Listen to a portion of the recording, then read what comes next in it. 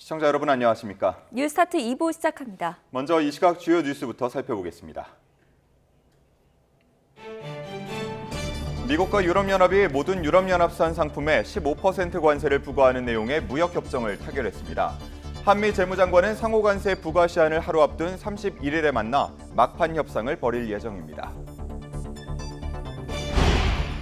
윤석열 전 대통령 부부의 공천 개입 혐의에 관여했다는 의혹을 받는 국민의힘 윤상현 의원이 특검 조사를 받았습니다. 특검은 윤 전 대통령에게 내일 출석을 통보했는데 윤 전 대통령은 특검 조사에 불응할 것으로 관측됩니다.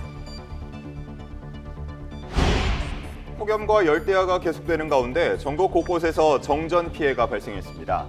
서울 동대문구 경전철 공사장 인근에서는 땅 꺼짐이 발생했는데 고온의 아스팔트가 녹은 것으로 추정됩니다. 전국에 폭염이 기승을 부리면서 온열 질환자도 빠르게 늘고 있습니다. 올해 온열 질환자는 2,300명을 넘었고 응급실을 찾는 환자도 하루에 100명에 육박합니다. 네, 먼저 폭염 소식부터 전해드리겠습니다. 어제 서울 낮 기온이 38도까지 오르면서 올여름 최고 기온을 경신했습니다. 안성시의 양성면 기온은 비공식 기록으로 40도를 넘어서는 등 극한 폭염이 이어졌는데요. 숨쉬기가 힘들 정도로 심한 더위 언제까지 계속될까요? 김민경 기자가 보도합니다. 펄펄 끓는 도로 위로 아지랑이가 춤추듯 피어오릅니다. 햇살을 피하려는 시민들은 양산을 쓰고 선풍기를 붙들고 걸음을 재촉합니다.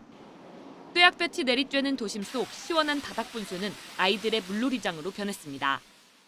땀이 줄줄 흐르는데 날씨를 너무 더워해서 물을 찾아서 나왔습니다. 경기 안성 양성면은 40도를 넘었고 가평 청평면과 강원 삼척, 경기 파주와 양주, 용인 기온은 38도를 넘었습니다. 서울도 공식 기록이 38도, 광진구는 39도까지 치솟으며 올여름 최고 기온을 경신했습니다. 주말과 휴일 극한 폭염이 나타난 건 북태평양 고기압과 티베트 고기압이 이중으로 우리나라를 덮고 있기 때문입니다. 여기에 마치 열풍기가 작동하듯 뜨겁고 습한 남동풍이 불어들며 더위 기세가 더욱 강해졌습니다. 기상청은 이번 주 중반까지는 이런 기압계가 유지되며 35도를 웃도는 폭염이 계속될 걸로 내다봤습니다. 하지만 이후에는 북상 중인 태풍과 열대저압부의 영향으로 기압계 변화가 나타나며 폭염 기세가 조금 누그러들 걸로 보입니다. 대신 폭우 수준의 호우가 찾아올 가능성이 있습니다. 고기압이 동쪽으로 빠져나가면 그 빈자리를 북쪽에서 찬 공기가 내려올 가능성이 있고 그에 따라서 기존에 있던 뜨거운 공기, 추가적으로 가장자리를 따라 들어오는 수증기와 북쪽의 찬 공기가 충돌하게 되면서 강수가 발생할 가능성이 있습니다. 7말 8초, 본격 휴가철에 접어든 이번 주. 폭염과 호우가 엇갈리며 날씨 변화가 심할 걸로 보이는 만큼 온열 질환뿐 아니라 비 피해에 대한 대비도 필요해 보입니다. YTN 김민경입니다. 폭염과 열대야가 계속되는 가운데 전국 곳곳에서 정전 피해가 속출하고 있습니다. 더위를 피해 차 안이나 근처 숙박업소에서 밤을 지새운 주민들이 많았습니다. 배민혁 기자가 취재했습니다. 자정을 훌쩍 넘긴 시각 인천의 아파트 단지 앞에 주민들이 삼삼오오 모여 있습니다. 열대야에 단지 내부 변압기가 고장나 전기 공급이 중단되면서 집안에선 잠을 자기가 어려워진 겁니다. 에어컨과 선풍기, 냉장고가 모두 먹통이 됐습니다. 이렇게 나오다 보니까 지금 차에서 시동 켜고 있는 분들이 되게 많더라고요. 지금 더워가지고 잘라고 그러다가 불을 못 피면서 지금 물 한 면 사러 나왔거든요. 경기도 화성 동탄 신도시에선 아파트 3개 단지에 정전이 발생해 주민 4명이 승강기에 갇혔다가 구조됐습니다. 이 밖에도 성남 분당과 시흥, 오산, 충북 청주 등에서 아파트 정전 제보가 빗발쳤습니다. 수천 가구가 더위와 씨름하며 밤을 보냈습니다. 냉동고 이제 얼린 것들 있을 거 아니에요? 그게 이제 막 물이 샌대요. 물도 새고 있고 이거 어떡할 거냐, 이 더위에 어떻게 자냐. 대부분 변압기 과부하 탓으로 추정되는데 전력 수요가 많은 여름, 비슷한 피해가 반복될 가능성이 커 대비가 필요해 보입니다. 어제 오후 경기 양평군에선 80대 여성이 몰던 승용차가 돌연 주택으로 돌진해 마당에 있던 10대 초등학생이 숨졌습니다. 음주나 약물 운전 정황은 없었고 경찰은 운전자가 우회전하려다 운전이 미숙해 사고를 낸 것으로 보고 정확한 경위를 조사하고 있습니다. YTN 배민혁입니다. 어젯밤 10시쯤 서울 동대문구 용두동 경전철 공사 현장 근처에서 가로 40cm, 깊이 30cm 크기 땅 꺼짐 현상이 발생했습니다. 다친 사람은 없었지만 구청은 주민들에게 현장 접근을 자제해달라는 안내 문자를 발송했습니다. 구청과 소방은 연일 계속되는 고온으로 아스팔트가 녹아 집안이 내려앉은 것으로 보고 정확한 원인을 조사하고 있습니다. 폭우 피해를 입은 경기 가평군에서는 의용소방대와 군까지 복구 작업에 나섰습니다. 무더운 날씨에 전염병 같은 다른 피해가 생길까 봐 몸도 마음도 바쁜 모습입니다. 양동훈 기자가 현장에 다녀왔습니다. 떼약볕이 내리쬐는 우렁이 농장에 의용소방대원들이 모였습니다. 농장에 가득 쌓인 진흙을 퍼내 손수레로 실어 나르는데 반복되는 작업에 지칠 만도 하지만 힘든 티도 내지 않습니다. 지금 농민들이 이렇게 손해가 크니까 좀 아쉽죠. 조금이라도 빨리 회복할 수 있게끔 도와주는 게 또 우리 일이라고 생각합니다. 35도에 달하는 기온에도 의용소방대원들은 구슬땀을 흘리며 복구 작업을 이어갔습니다. 토사에 완전히 잠겼던 비닐하우스입니다. 오전 내내 이어진 복구 작업 끝에 이제 사람이 지나갈 수 있는 길이 생겼습니다. 침수 피해를 입은 주택에는 군 장병들이 찾아왔습니다. 집 안팎에 쌓인 나뭇가지를 치우고 흙범벅이 된 집기류도 꺼내옵니다. 물이 많이 차가지고 진흙들이 많이 들어와서 저희 가전이나 집안에 피해가 아주 많아가지고 저희들이 그걸 다 파내고 청소하고 있습니다. 폭염에 작업이 늦어지면 자칫 전염병 등 또 다른 피해가 생길까봐 복구에 나선 이들의 마음도 바쁩니다. 뻘이 그냥 다 내려와갖고 지금 뭐 냄새서부터 벌레서부터 뭐 그런 문제 때문에 이 뻘을 다 긁어내야지 온전하게 생활을 할 수가 있어요. 남은 실종자에 대한 수색 작업도 이어졌습니다. 소방당국은 기존의 조종천 일대보다 범위를 넓혀 하류인 신청평대교부터 양평 두물머리까지를 중점구역으로 지정해 수색을 벌이고 있습니다. 중점 수색 장소는 모래톱, 수풀, 부유물 등입니다. 도보 수색과 보트, 드론 수색을 병행하여 실시 중에 있습니다. 무더운 날씨에도 폭우 피해 현장에서는 많은 이들이 마치 내일처럼 복구와 수색에 안간힘을 쓰고 있습니다. YTN 양동훈입니다. 김건희 여사 의혹을 수사하는 민중기 특별검사팀이 국민의힘 윤상현 의원을 피의자 신분으로 불러 조사했습니다. 5선 중진인 윤 의원 소환을 시작으로 특검이 범야권을 향해 수사망을 좁혀갈 것이라는 전망도 나옵니다. 이준엽 기자가 취재했습니다. 윤석열 전 대통령 후보의 공천 개입 혐의 공범으로 지목된 국민의힘 윤상현 의원이 업무방해 혐의 피의자 신분으로 특검에 출석했습니다. 윤 의원은 지난 2022년 윤 전 대통령 부부가 명태균 씨로부터 무상 여론조사를 받는 대가로 김영선 전 의원의 공천에 도운 것으로 의심받는 시기에 당의 공천관리위원장이었습니다. 제가 아주 성실하게 또 진실되게 대답했습니다. 평상시에 뭐 얘기 나오는 것들 하고 해서 제가 하여튼 열심히 설명드렸습니다. 특검은 이른바 명태균 게이트로 불리는 일련의 의혹과 관련해 오는 29일 윤 전 대통령도 불러 조사할 방침입니다. 소환을 앞두고 혐의 다지기에 돌입한 것으로 보이는데 윤 의원의 출석이 범야권 인사 줄 소환에 신호탄이 될 거란 관측도 나옵니다. 특검은 명 씨가 공천에 영향을 행사했다는 의혹을 받는 조은희 의원과 명 씨와 문자를 주고받은 함성득 경기대학교 교수를 이미 불러 조사했고 김영선 전 의원과 윤한홍 의원에게는 소환을 통보했습니다. 여기에 이미 압수수색 과정에서 피의자로 적시된 것으로 드러난 정진석 전 대통령 비서실장과 김상민 전 검사뿐만 아니라 오세훈 서울시장, 이준석 개혁신당 대표, 홍준표 전 대구시장 등 명 씨 입에 오르내린 인물들에 대한 조사도 불가피하다는 분석이 나옵니다. 당시에 공관위원장이었기 때문에 본인 윤상현의 결정도 필요했었고 이준석도 당대표였기 때문에 이준석 그 당시에 당대표도 관여가 있다고 저는 알고 있습니다. 특검은 명 씨와 일했던 강혜경 씨로부터 명 씨가 사용한 PC와 저장 매체, 과거 여론조사 데이터와 계좌 기록까지 모두 제출받아 확보한 상태입니다. YTN 이준엽입니다.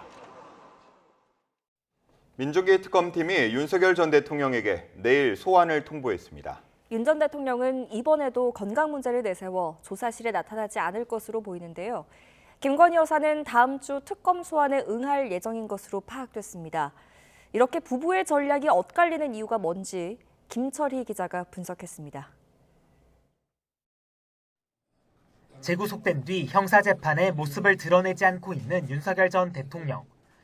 이번 주 화요일로 예정된 김건희 특검팀의 소환에도 불응할 가능성이 큰 것으로 파악됐습니다.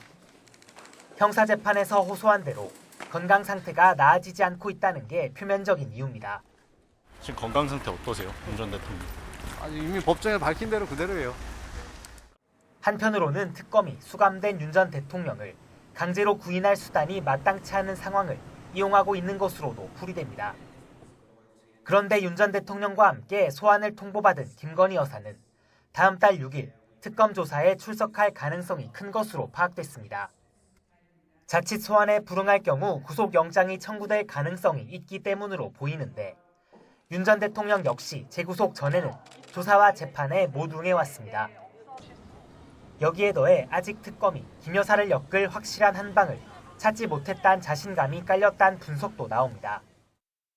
실제 김 여사 측 관계자는 특검팀이 수사하는 각종 혐의 가운데 김 여사와의 연결고리가 나온 것은 거의 없다며 혐의 적용이 쉽지 않을 거라고 평가하기도 했습니다. 다만 특검이 의혹의 정점에 선 김 여사에게 소환을 통보한 건 혐의 입증이 어느 정도 이루어졌기 때문이란 반론도 만만찮은 가운데 양측은 조사 직전까지 유불리를 두고 치열한 수싸움을 이어갈 것으로 보입니다. YTN 김철입니다. 전국의 각급 법원이 여름 휴가철에 맞춰 2주 동안 휴정기에 돌입합니다. 서울고등법원과 서울중앙지방법원 등 전국 대부분 법원은 오늘부터 다음 달 8일까지 학예 휴정기를 갖습니다. 이에 따라 서울중앙지법에서 열리던 내란 혐의 관련 재판들도 휴정기 이후 다시 진행될 예정입니다.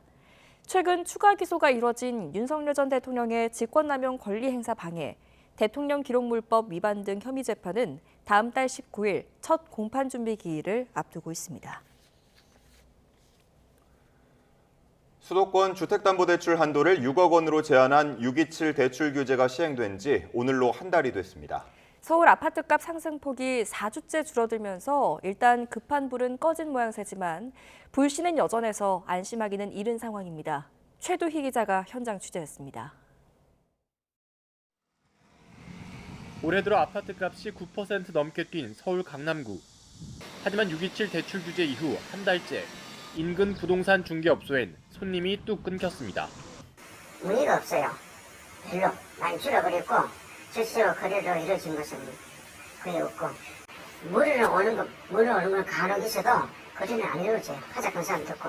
급매물을 제외하면 집주인들은 호가를 내리진 않고 대출 창구가 막힌 매수자들은 관망세로 돌아서면서 눈치 싸움도 치열합니다. 그분들 입장에서는 대출이 규제가 되니까 못 들어오시고 이분들 입장에서 급하지 않으니까 가격을 낮추지 않으시고. 실제로 서울 아파트 매매 거래량은 뚝 떨어졌습니다. 지난달 10,000건이 넘었던 거래량은 대출 규제 영향이 본격화한 이달 들어 2,000여 건으로 급감했습니다. 서울 아파트값 상승세도 한풀 꺾였습니다. 서울 아파트값은 25주 연속 상승했지만 대출 규제 이후 상승폭은 4주째 줄었습니다. 아직 다른 중저가 지역으로의 풍선 효과도 잠잠합니다. 다만 똘똘한 한 채 선호 현상은 여전해 인기 지역을 중심으로 신고가 거래가 속출하고 있는 점이 불안 요소입니다. 게다가 대출 규제의 효과가 장기적으로 유지되긴 어려운 만큼 언제든 공포 매수, 이른바 패닉 바잉이 되살아날 가능성도 있습니다. 기다리면은 향후에 품질이 좋은 그런 주택들이 공급될 거라는 그런 신뢰도 확보와 그런 시그널들이 지속적으로 좀 있어줘야. 이에 따라 실효성 있는 공급 대책이 절실한 상황입니다. 앞서 김윤덕 국토교통부 장관 후보자가 유휴부지를 활용하는 방안을 검토하고 있다고 밝힌 만큼 유휴부지 개발이 새 정부 주택공급 대책의 중요한 축을 담당할 것으로 관측됩니다. YTN 최두입니다.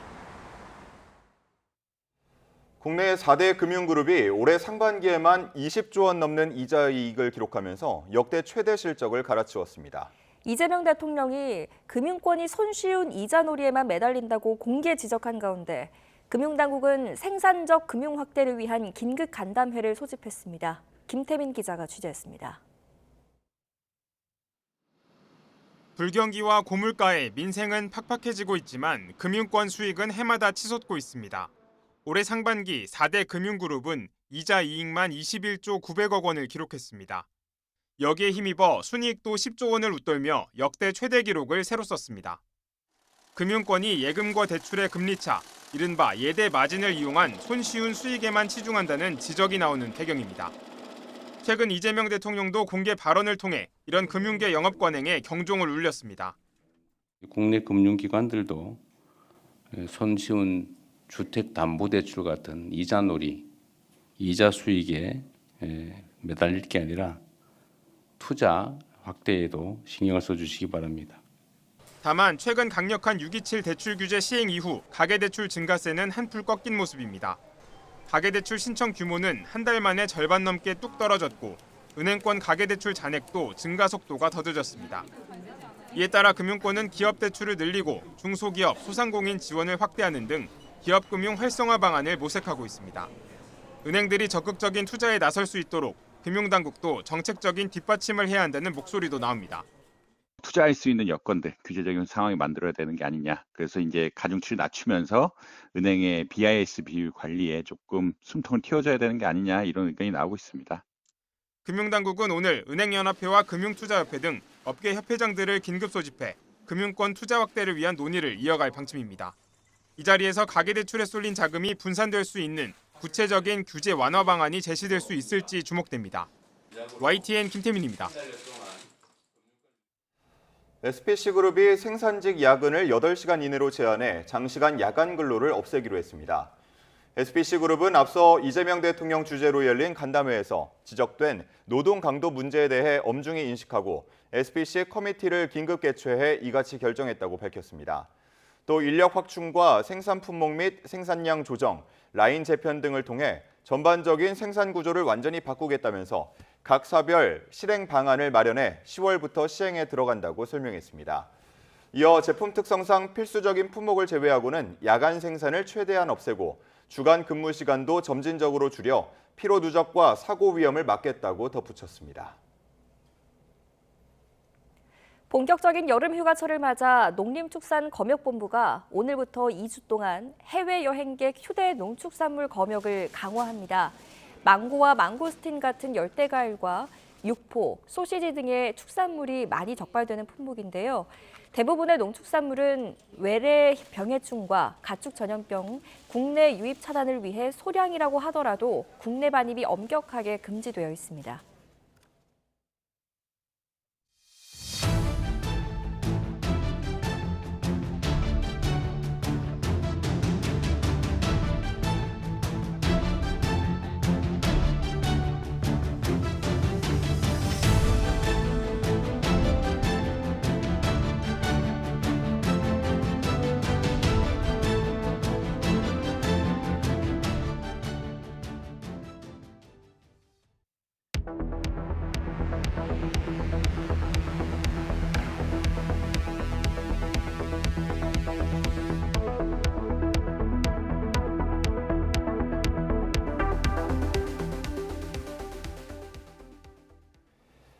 미국과 유럽연합이 자동차 등 EU산 상품에 15%의 관세를 부과하는 내용의 무역 협상을 타결했습니다.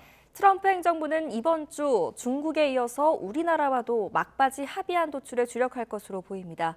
워싱턴 연결해서 자세히 알아보겠습니다. 신윤정 특파원. 네, 워싱턴입니다. 네, 미국이 예고했던 상호 관세 부과를 닷새 앞두고 최대 무역 상대였던 EU와의 막판 합의에 결국 성공했네요.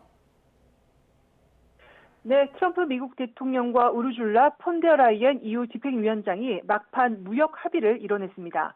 트럼프 대통령은 영국 스코틀랜드에서 폰데어라이엔 집행위원장과 1시간 반 정도 회동한 뒤 미국으로 수입되는 유럽산 제품에 대해 15% 관세율을 확정했다고 발표했습니다.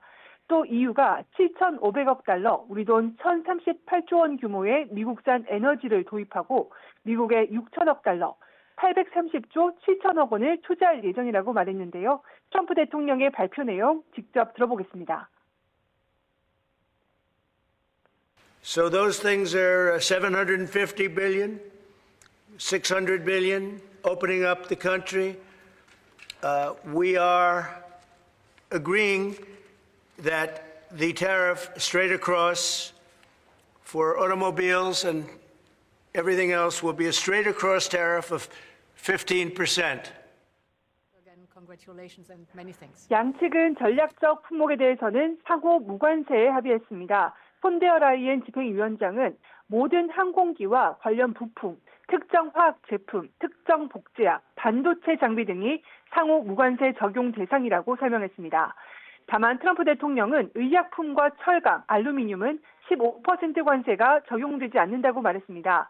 트럼프 행정부는 이미 50% 관세율을 적용 중인 철강과 알루미늄에 더해서 의약품과 반도체에 품목별 관세를 부과하겠다고 예고한 상태입니다. 반면 폰데어 라이엔 집행위원장은 자동차와 반도체, 의약품을 포함한 대부분 분야에 15% 관세율이 적용될 것이라고 말했습니다. 세부 품목에서 해석의 차이가 있지만 협상 시한 종료를 닷새 앞두고 전격적으로 이루어진 정상 간 합의로 상호 최대 무역국 간 무역 전면전은 피하게 됐습니다.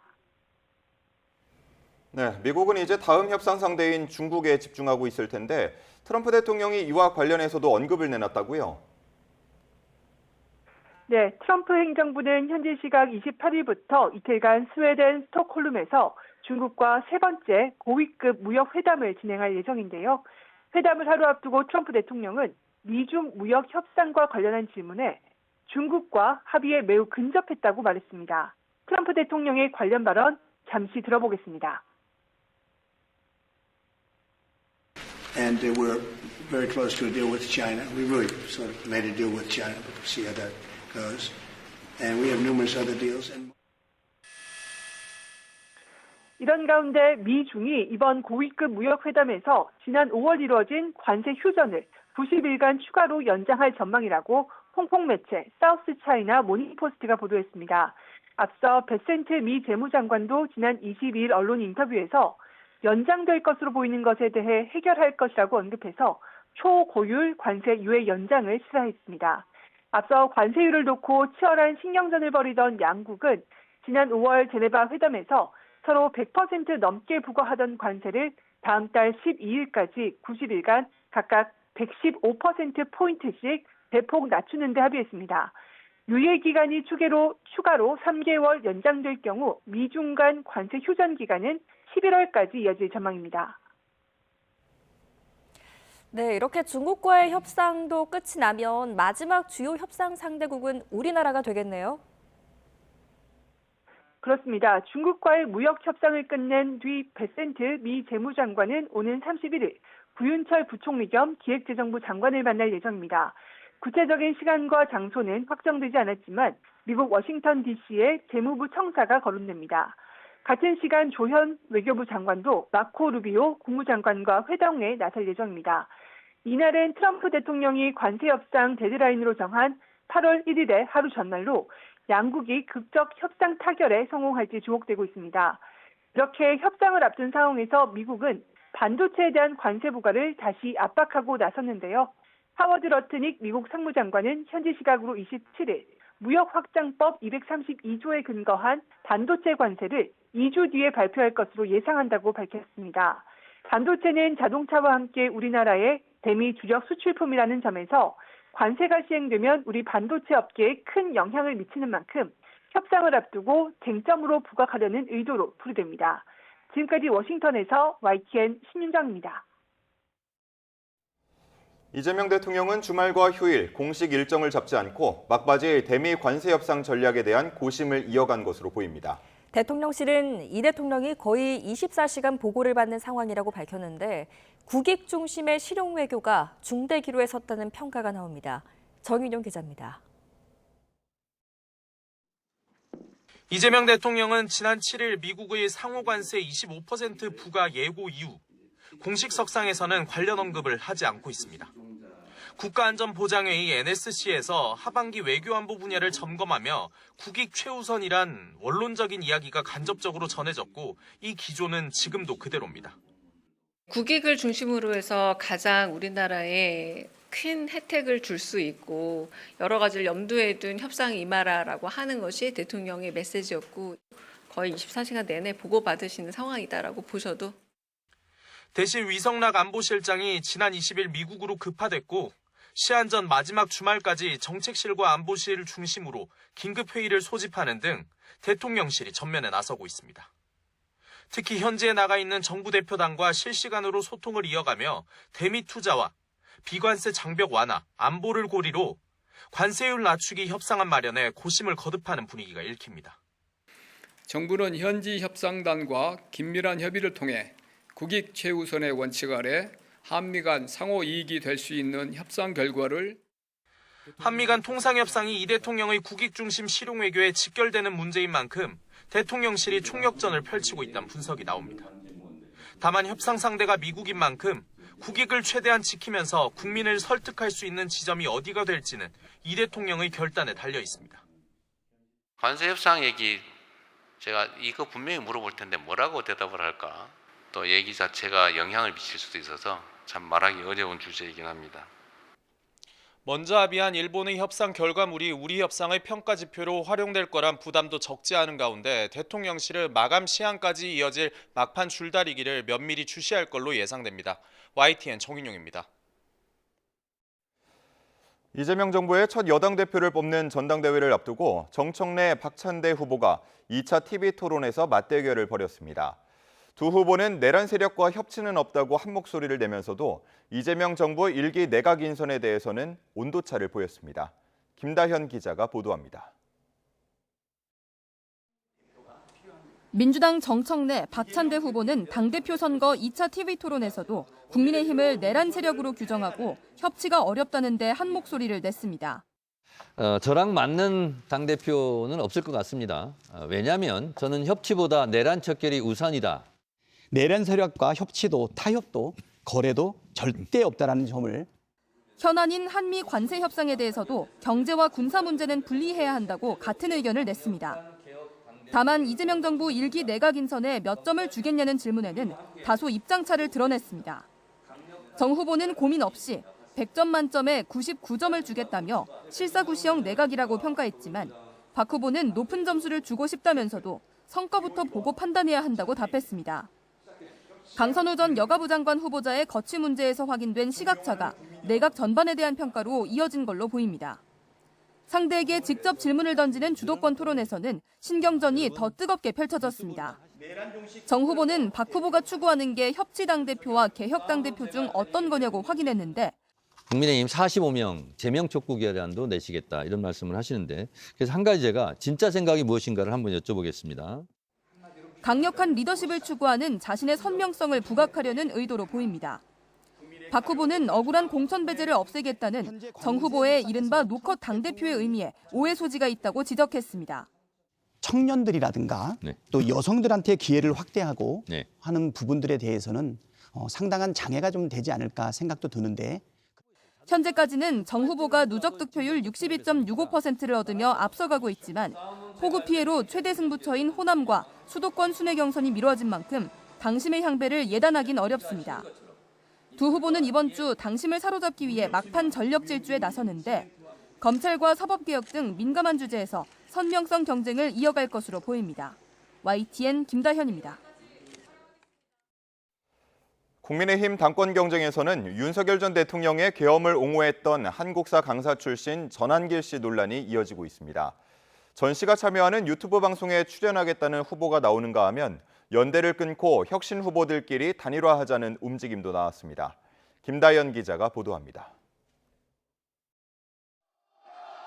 국민의힘 당대표 출마를 선언한 장동혁 의원이 이번 주 전한길 씨가 참여하는 유튜브 방송에 출연하기로 했습니다.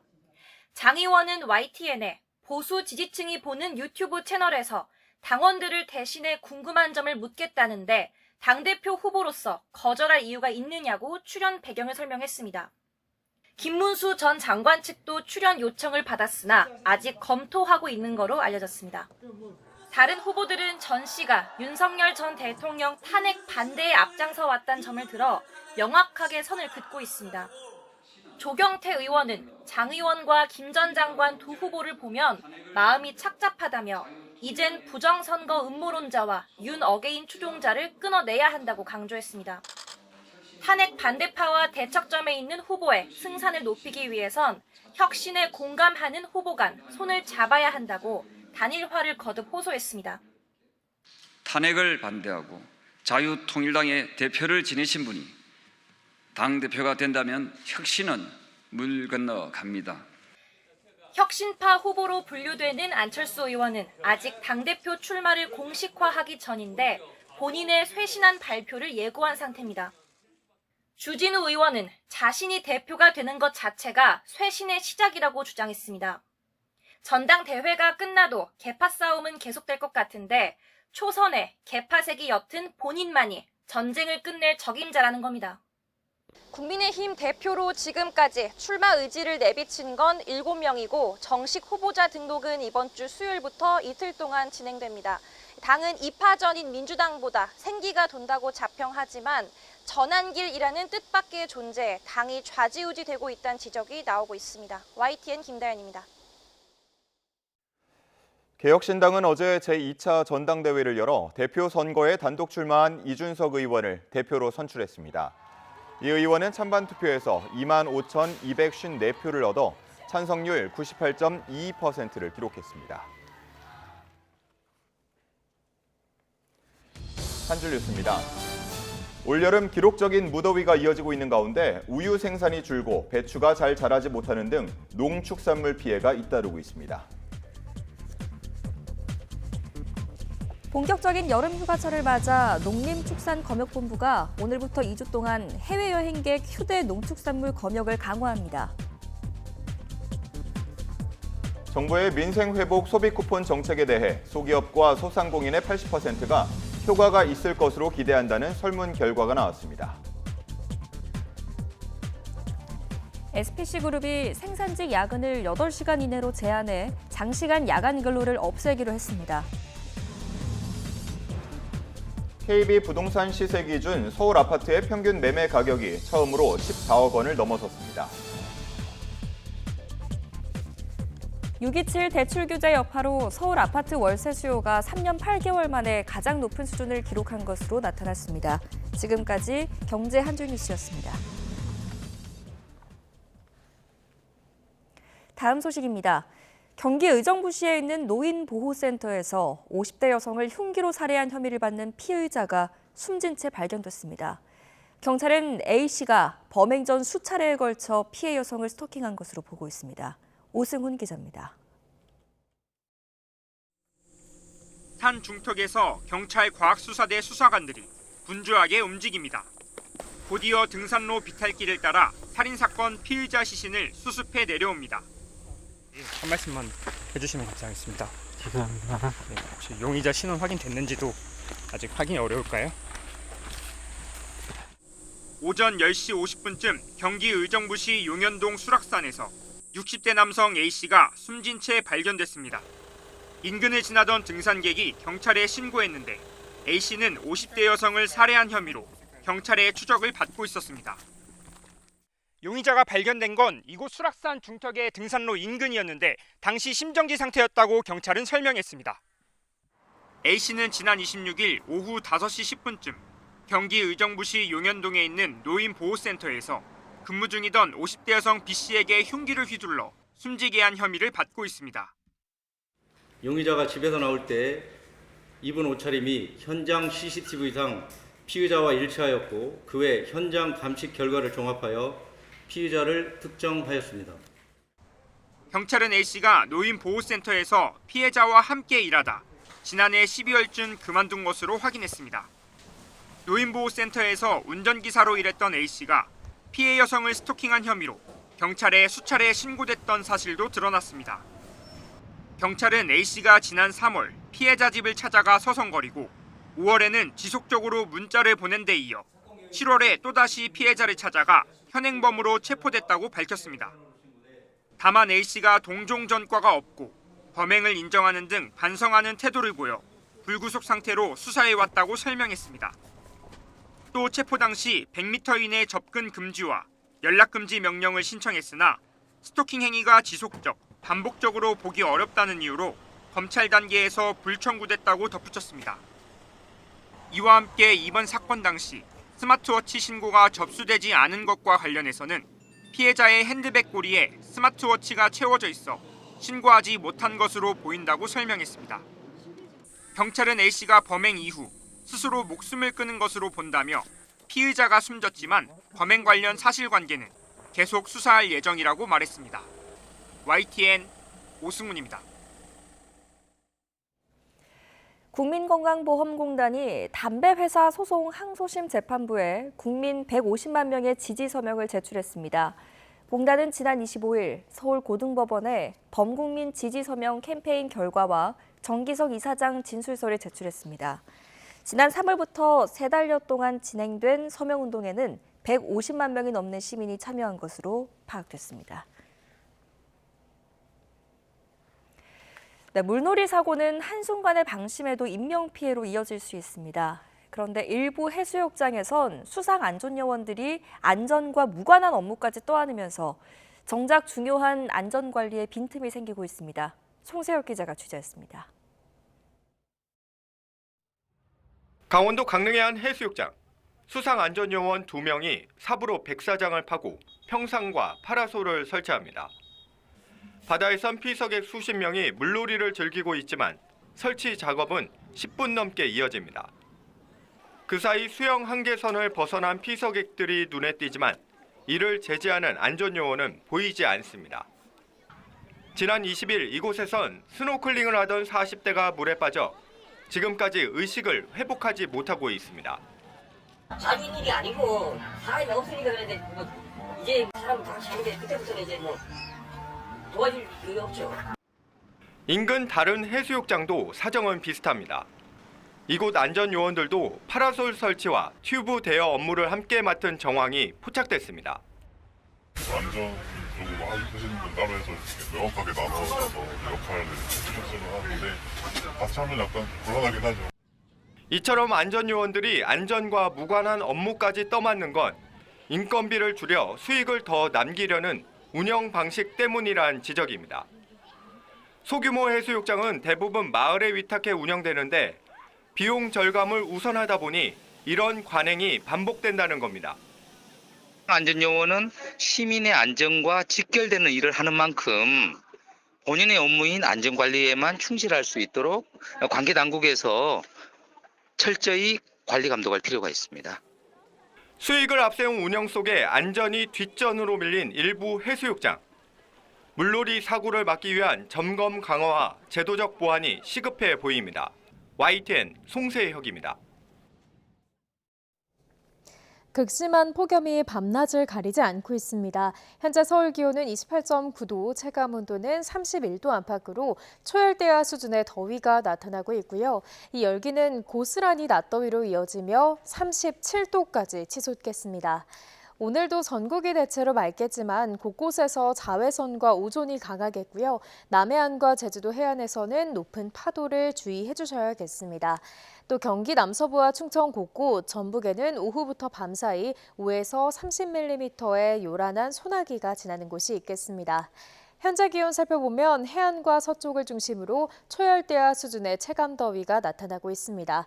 현재 서울 기온 28.9도, 강릉 30.1도, 대전은 27.1도를 보이고 있고요. 낮 동안에도 전국이 푹푹 찌겠습니다. 서울 한낮 기온 37도, 전주도 37도, 대구는 36도까지 오르겠습니다. 극심한 더위는 주 중반부터 점차 누그러지겠습니다. 다만 이번 주 날씨는 태풍의 북상 여부와 고기압의 위치에 따라 무척 유동적일 것으로 보입니다. 날씨였습니다.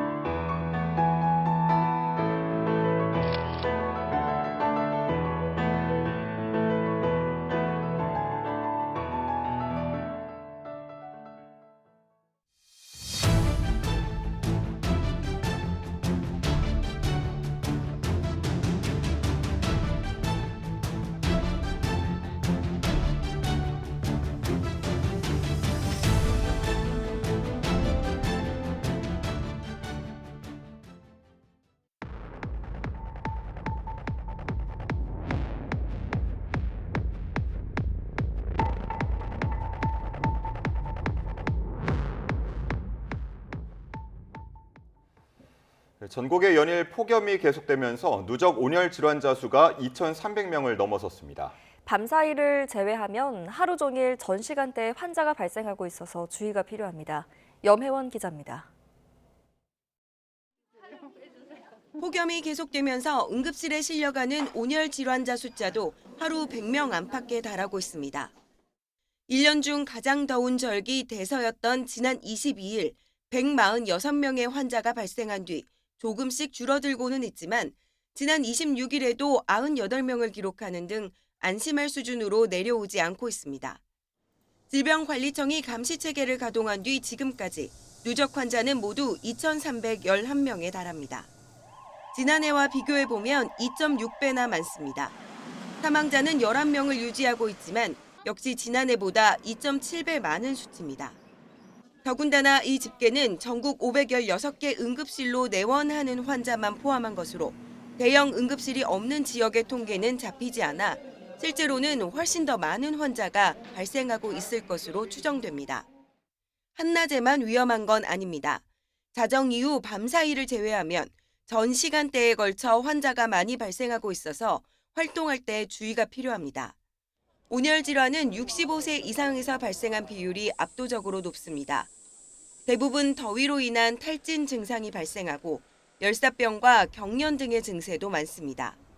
질병청은 가급적 야외 활동을 자제하고 물을 자주 마실 것을 권고했습니다. YTN 염혜원입니다.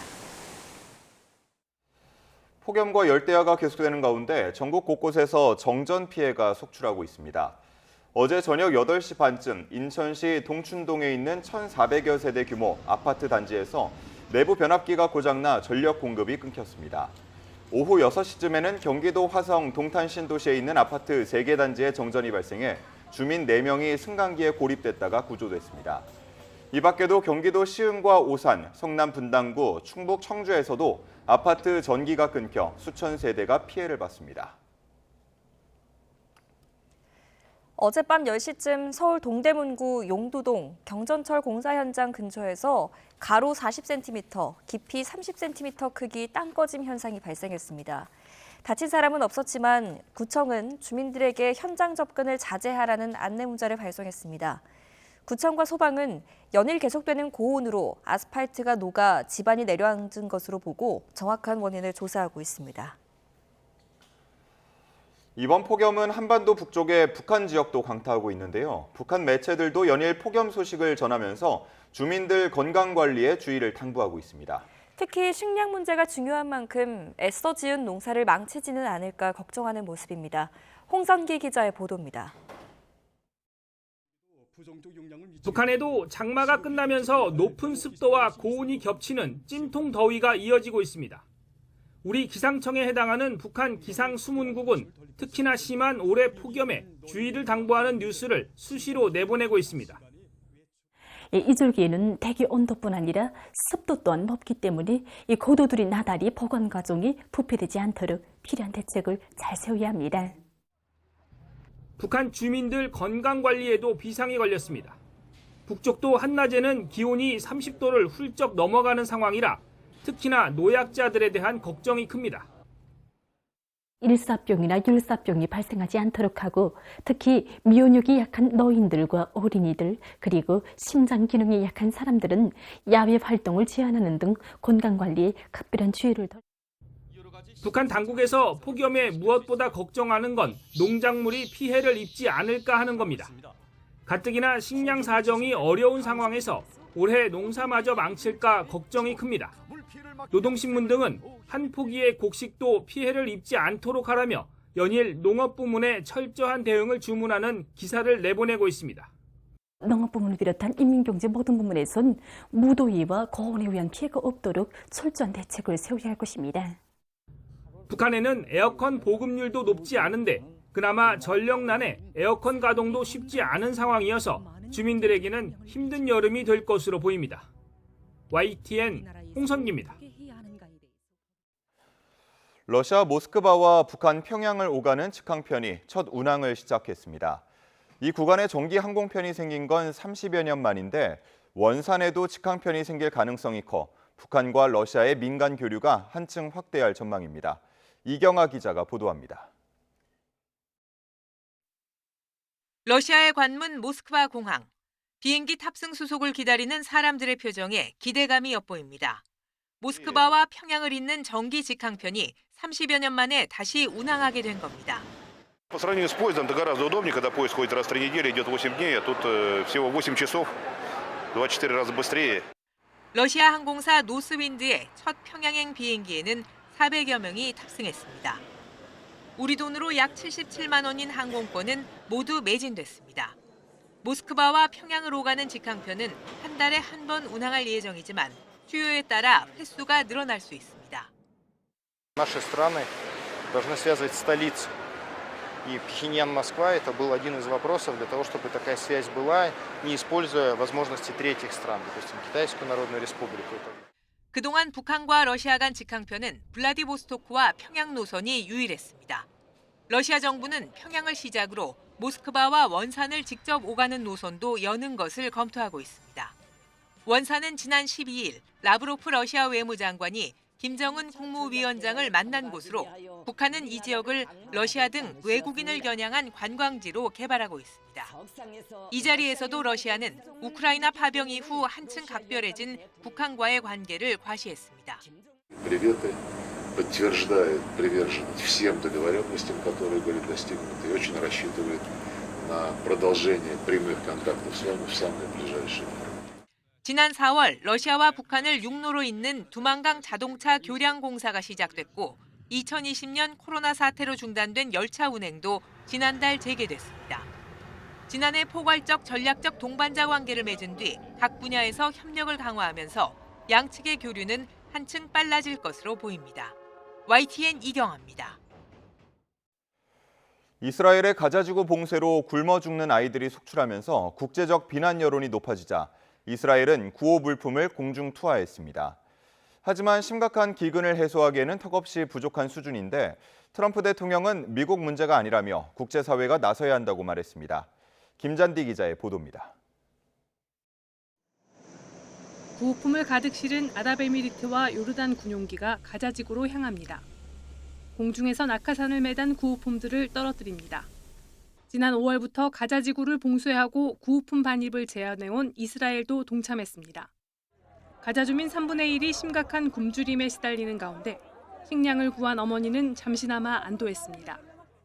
جيت اجيب طحين لاولادي لانهم لهم اسبوع اكثر من اسبوع ما هدقوش الطحين بالمره وان شاء الله هنا الحمد لله ربنا رزقنا بكيلو رز.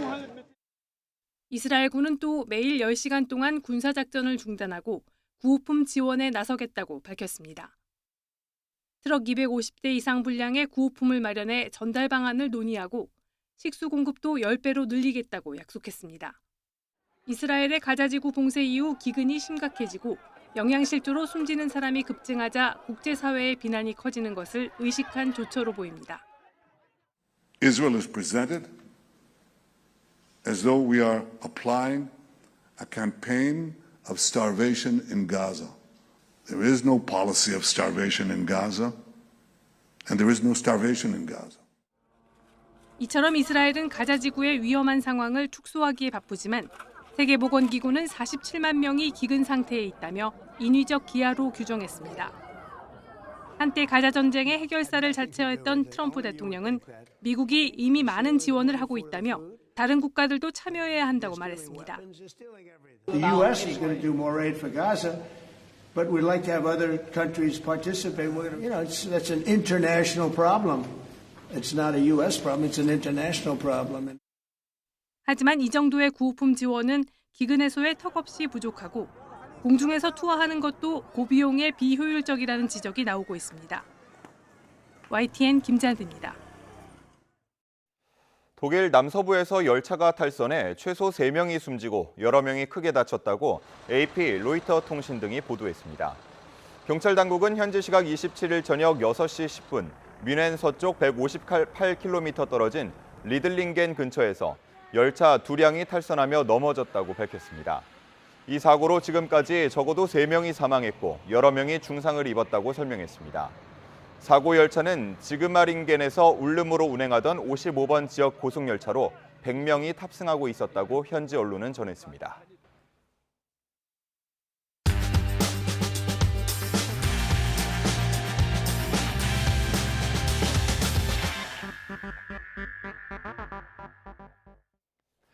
7월 28일 월요일 스타트 브리핑 시작합니다. 먼저 동아일보입니다. 기록적인 무더위와 폭우로 농산물 수급에 비상이 걸렸습니다. 배추 한 포기는 한 달 전보다 50% 넘게 올라서 5,400원을 찍었고요. 생크림 값이 3배 가까이 치솟았습니다. 대표적인 배추 생산지인 대관령마저 33도를 넘어섰죠. 서늘한 기후에서 잘 자라는 배추가 도저히 잘 자랄 수 없는 환경입니다. 여름철 인기 과일인 복숭아와 참외값도 1년 새 20% 가까이 올랐습니다. 봄엔 산불, 여름엔 폭염과 폭우까지 겹쳤죠. 추석용 사과와 배, 또 겨울용 딸기까지 공급에 차질이 생길 거란 우려가 나옵니다. 그런가 하면 더위에 원유 생산이 줄면서 생크림 수급도 비상입니다. 폭염 전보다 지비량이 5에서 10%가 줄었다고 하네요. 대형마트와 이커머스에선 며칠째 생크림 품절 대란이 이어지고 있습니다. 히트플레이션으로 농민과 자영업자 모두가 타격을 받는 상황입니다. 정부는 가용 물량을 풀고 할인 행사를 늘려서 대응한다는 방침입니다. 다음 경향신문입니다. 기록적인 더위가 이어지는 날들이 유독 더 고통스럽게 다가오는 이들이 있습니다. 하루에 2에서 3만 보씩 걸으면서 가스 계량기를 검침하는 점검원들인데요. 그런데 이제 폭염 때는 쉬어갈 수 있게 됐습니다. 서울시가 하절기부터 도시가스 격월 검침을 지자체 최초로 의무화하기 때문입니다. 폭염 시기를 고려해서 7월을 거르고 8월에 검침을 하거나 8월을 거르고 9월에 검침하는 시기고요. 내년 1월 1일부터는 전면 시행한다는 계획입니다. 네, 그럼 한 달분의 공백은 어떻게 정산하는 건지 궁금하실 텐데 해당 월의 전년도 사용량을 기준으로 우선 부과를 하고 사후에 정산하는 방식을 추진 중이라고 하네요. 만약 실제 사용량으로 고지를 받고 싶다면 자가검침 방식도 가능합니다. 서울시는 점검원들의 급여가 줄어드는 일도 발생하지 않을 거라고 설명했습니다. 이번 조치로 월 평균 4,100가구씩 땡볕 아래 작업을 하던 점검원들의 어려움이 덜어질 전망입니다. 다음 서울신문입니다. 인천 송도 사제총기 살인 사건과 관련해 경찰의 초동 대응에 대한 비판이 거세지고 있다는 내용인데요. 어떤 점들이 문제가 됐는지 보겠습니다. 사건 당시 현장 경찰관은 피해자의 부인이자 신고자인 A씨에게 시아버지와 대화가 가능하냐고 물었다고 합니다. 공포에 질린 피해자에게 황당한 지시와 위험천만한 대응을 했다는 지적이 나옵니다. 그뿐만이 아니라 신고 접수 70여 분 뒤에 늑장 출동한 점도 문제로 제기됩니다. 이번에 신고를 접수한 경찰관은 매뉴얼 중 위급사항 최고 단계인 코드 제로를 발령했습니다. 그러면 상황관리관이 초동 대응팀과 현장에 출동해서 지휘관 역할을 해줘야 합니다. 그런데 관할서장은 사건 직후에 상황실에만 머물렀고요. 상황관리관은 첫 신고 70분이 지나서야 현장에 도착했습니다. 현장의 지휘체계가 제대로 작동하지 않았다는 비난이 나오는 이유죠. 관할서인 인천 연수경찰서는 현장을 지휘하고 확인하는 역할을 했다고 해명했다고 전해지는데요. 경찰청은 이번 사건 대처가 적절했는지 감찰을 벌이는 중입니다. 끝으로 국민일보입니다. 민생회복 소비 쿠폰 신청이 이제 일주일을 맞았습니다. 잘 사용하고 계신가요? 이게 내수 활성화가 목적인데 쿠폰 사용이 정책 취지와 다르게 엉뚱한 곳으로 흐르는 건 아닌지 지적하는 내용입니다. 전국 피부과 곳곳에선 소비 쿠폰 사용 가능이란 문구를 내걸고 각종 미용 시술을 홍보하고 있습니다. 예약이 많아서 이번 달엔 시술 일정을 잡기 어려운 곳도 있다고 하네요. 중고거래 플랫폼에서 벌어지는 현금깡, 즉 현금화 시도도 쿠폰 신청 첫날부터 벌어졌습니다. 그런가 하면 정부는 편의점 업계에는 고가품 마케팅 자제령을 내렸습니다. 코로나19 때 재난지원금이 지급된 직후 스마트워치나 외국산 주류 등의 소비가 급증하면서 논란이 됐었기 때문입니다. 또 대규모 입시학원이나 영어 유치원 등의 학원비로 쓰이는 것에 대해서도 좀 더 촘촘한 기준이 필요하다는 지적이 나옵니다.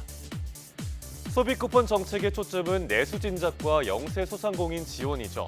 이 취지에 맞게끔 사용처에 대해서 보다 정교한 제도 설계가 필요하다고 신문은 전하고 있습니다.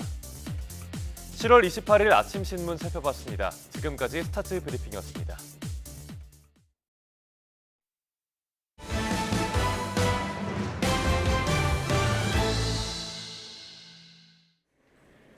두부와 장류를 만드는 국내 업계에 비상이 걸렸습니다. 올해 콩 수입량이 급감하면서 원료가 떨어져 가고 있기 때문인데요. 관련 업계에서는 지금 계약을 하지 않으면 가을에는 가동을 중단해야 할 처지라며 발만 동동 구르고 있습니다. 김범한 기자가 취재했습니다. 두부와 콩물 등을 만드는 공장입니다. 가업을 잇고 있는 이곳 대표는 요즘 걱정이 이만저만이 아닙니다. 단기적인 원료 확보에 비상이 걸렸기 때문입니다. 국내에서 생산되는 두부 중 80%는 수입콩으로 만들어지고 있습니다. 10월 중순경이면 원료가 소진되어 수입콩 공급이 중단되면 수입콩 위주로 하는 중소기업 및 소상공인들은 폐업할 위기에 처해질 수도 있습니다. 올해 계획된 콩 수입량은 24만 8,300여 톤으로 지난해보다 3만 7천여 톤이 줄었습니다. 식용 대두와 콩나물 콩 등 올해 줄어드는 수입콩의 양은 지난해의 13%나 됩니다. 정부가 콩 수입량을 줄이기로 한 것은 생산량이 늘어난 국산 콩의 소비를 늘리기 위해서입니다. 최근에 콩 생산량이 많이 늘어났습니다. 그러다 보니 국내에 이제 콩이 저희는 좀 충분히 많이 있다고 판단해 의무 수입량만 수입을 하고 증량분은 수입을 하지 않기로 결정을 했습니다. 하지만 두부나 콩물 등 콩류 식품 업계에서는 수입 콩과 국산 콩으로 만든 제품의 소비 구조가 전혀 다르다는 입장입니다. 시장이 이미 나뉘어 있으므로 콩 수입을 줄이는 것이 국산 콩의 소비로 바로 이어지지 않는다는 겁니다. 수입콩은 단가가 저렴하여 소상공인 및 단체 급식 등으로 보편적으로 공급되지만 국산 콩은 소비자가 선택함에 백화점, 대형마트 등 소비자의 기호에 따라 차별화가 됩니다. 통관 등으로 2, 3개월이 걸리는 것을 감안하면 지금 당장 물량 확보가 절실한 상황. 가공용 수입 대두를 쓰는 중소기업은 낮은 관세를 적용하는 할당 물량을 확대해 가동 중단 사태가 벌어지지 않기를 간절히 바라고 있습니다. YTN 김범환입니다. 인천시가 K 콘텐츠의 생산과 소비, 관광 산업이 융합된 K콘랜드를 경제자유구역에 조성하려고 하고 있습니다. 글로벌 문화 콘텐츠 제작 허브를 구축해서 아시아 할리우드로 만들겠다는 목표입니다. 강태욱 기자입니다. 전 세계적인 한류 열풍을 우리 경제의 새로운 성장 엔진으로 보고 정부는 지난해 콘텐츠 산업 진흥 계획을 마련했습니다. 오는 2027년 글로벌 콘텐츠 4대 강국으로 도약하겠다는 비전입니다. 인천시는 공항과 항만이 있는 만큼 콘텐츠 산업의 허브가 될 수 있는 적임지라고 보고 있습니다. 이에 청라 영종 경제자유구역에 K콘랜드 조성을 구상하고 있습니다. 구체적인 사업의 하나로 K콘텐츠와 관광이 융합된 청라 영상문화 복합단지 개발도 시동을 걸었습니다. 단순하게 주거 지역의 문제뿐만이 아니라 여기에 호텔 그리고 교육기관 그리고 무엇보다도 문화를 입혀서 관광산업의 중심이 되도록 하는데 초점을 맞추고 있습니다. 이를 위해 콘텐츠 산업의 메카인 미국 할리우드에 있는 기업들을 주목하고 있습니다. 지난 1월 세계 최고의 스튜디오 개발 운영사인 MBS 그룹과 에미상을 2차례 수상한 스타게이트 스튜디오 등과 투자 의향서를 교환했습니다. And I think that South Korea is ideally poised to create international films that have both a Western and an Eastern cultural value and sensibility. It's a remarkable opportunity in Incheon. 여기에 최근에는 미국 조지아주를 기반으로 도시 복원에 특화된 기업과 업무 협약도 맺었습니다.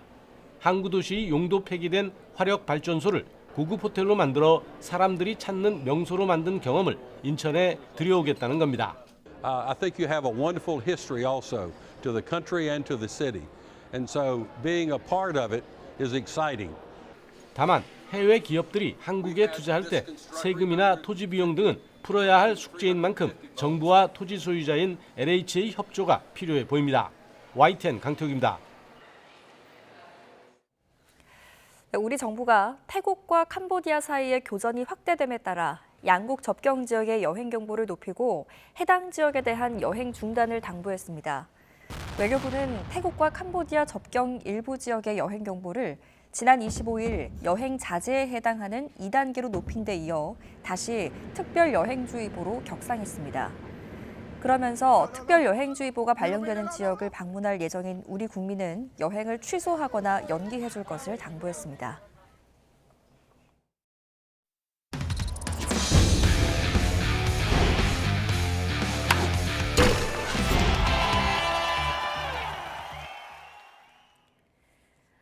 월요일 스포츠 뉴스입니다. 프로야구 선수 가운데 틈틈이 책을 읽으면서 마음의 근력을 키우는 선수들이 늘고 있습니다.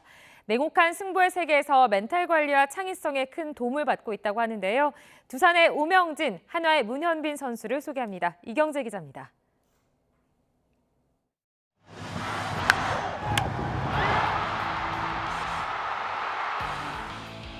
두산 내야진의 혜성처럼 등장해 주전으로 도약한 오명진. 현역으로 입대한 군 복무 시절부터 시작한 독서 목록엔 데미안, 젊은 베르테리의 슬픔, 노인과 바다 등 고전들이 주로 담겼고 개인 SNS에 썼던 독후감도 화제를 모았습니다. 2군에 있을 때부터 별명은 연습벌레. 요즘 1군에서 바쁘고 힘들 때도 잠들기 전 하루 10분 책으로 마음의 근력을 키우고 있습니다. 하루하루 결과지를 받는 직업이잖아요. 그러다 보니까 뭐 하루하루의 기분에 따라 뭐 저어될 수 있는데 또 자기 전에 책 좀 읽고 하면 뭐 그런 생각이 없어지니까 뭐 그런 부분에서 좀 좋았던 것 같아요. 올해 시범 경기에서 타격 1위였다가 정규 시즌 들어 10경기에서 안타 3개. 당시 힘이 됐던 글귀를 물었습니다. 휴대폰에 있는 한 봐도요? 네. 흔들리는 건 당신의 눈이다. 활시를 당기는 건 손이다. 명중할 수 있을까 의심하는 마음이다. 관역은 늘 그 자리에 있다.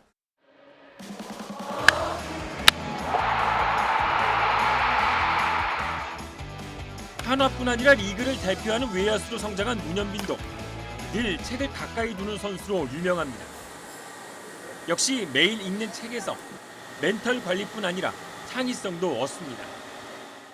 다른 사람들이 쓰는 글귀나 이런 마인드를 보면서 나도 좀 이렇게 저렇게 해봐야겠다 라는 거에 대입을 많이 해봤던 것 같아요. 야구를 하면서 좀 틀에 벗어나서 다른 거 생각해보면서 더 다양하게 야구를 생각하면서 할 수 있었던 것 같아요. 만년 하위권에서 거짓말 같은 우승 드라마를 쓰고 있는 한화.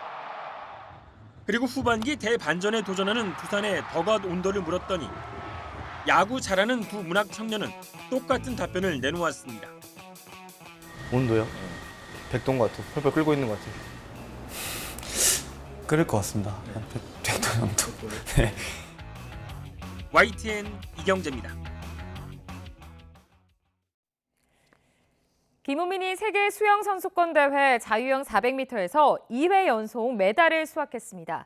김우민은 싱가포르에서 열린 대회 첫날 남자 자유형 400m 결승에서 3분 42초 60의 기록으로 파리올림픽 금메달리스트인 독일의 메르텐스와 2023년 세계선수권 우승자 호주의 쇼츠에 이어 동메달을 따냈습니다. 자유형 400m에서 2회 연속 메달 획득은 우리나라에서 김우민이 처음입니다. 네, 조금 전에 들어온 속보 전해드리겠습니다. 북한에서 입장이 하나 나왔는데요. 서울에 어떤 정책도 흥미가 없다. 그리고 마주 앉을 일이 없다라는 입장 표명이 나왔습니다. 어제 정동영 통일부 장관이 취임 일성으로 김소월 시인 진달래꽃 탄생 100주년 행사를 남북이 공동으로 여는 방안에 대해서 언급을 한 바 있는데 구체적으로 이와 관련된 건지는 전해지지 않았습니다만 서울은 어떤 정책도 흥미가 없고 마주 앉을 일이 없다라고 전했습니다. 그리고 이재명 정부를 향해서는 선임자와 다를 바 없다라는 평가를 내리기도 했는데요. 윤석열 전 대통령을 지칭한 것으로 보입니다. 김여정 부부장은 이재명 정부 선임자와 다를 바 없다라는 입장을 밝히기도 했습니다. 네, 그리고 이재명 정부의 대북 정책 관련해서도 지금 입장을 낸 것으로 전해지는데요. 대북 방송을 중단한 것에 대해서 평가받을 일이 못 된다. 진작 안 했어야 했다라는 입장을 밝힌 것으로 전해집니다. 자세한 내용은 취재가 되는 대로 다시 한 번 더 전해드리도록 하겠습니다. 연일 극한의 폭염이 맹위를 떨치고 있습니다. 어제 올여름 최고 기온을 경신했던 서울은 현재 28.9도, 체감온도는 31도 안팎을 보이면서 초열대야 수준의 더위가 나타나고 있고요. 한낮에도 37도까지 치솟으면서 무척 뜨겁겠습니다. 계속되는 심한 더위에 온열 질환이 우려되는 만큼 물, 그늘, 휴식 이 세 가지 수칙을 잘 실천해 주시기 바랍니다. 나날이 열기가 쌓이면서 곳곳에서 폭염이 이어지고 있습니다. 이에 따라 폭염경보가 전국을 뒤덮었는데요. 지난 밤 사이에는 해안과 서쪽을 중심으로 초열대야 수준의 체감더위가 나타났습니다. 현재 서울 기온 28.9도, 강릉 30.1도, 대전은 27.1도를 보이고 있고요. 낮 동안에도 전국이 푹푹 찌겠습니다. 서울과 청주, 전주의 한낮 기온 37도, 대구는 36도까지 치솟겠습니다. 오늘도 전국이 대체로 맑겠지만 자외선이 강하겠고요. 곳곳에서 오존 농도가 짙겠습니다. 또 경기 남서부와 전북, 충청 곳곳에는 오후부터 밤 사이 5에서 30mm의 요란한 소나기가 지나는 곳이 있겠습니다. 극심한 더위는 주 중반부터 점차 누그러지겠습니다. 다만 이번 주 날씨는 태풍의 북상 여부와 고기압의 위치에 따라 무척 유동적일 것으로 보이는 만큼 계속해서 기상 정보를 잘 확인해 주시기 바랍니다. 당분간 남해안과 제주도 해안에서는 너울성 파도가 높게 일겠습니다. 파도가 방파제나 해안도로를 넘을 가능성이 있는 만큼 해안가 접근을 자제하시는 게 좋겠습니다. 지금까지 YTN 윤수빈입니다. 네, 뉴스타트 3부 잠시 뒤에 계속됩니다.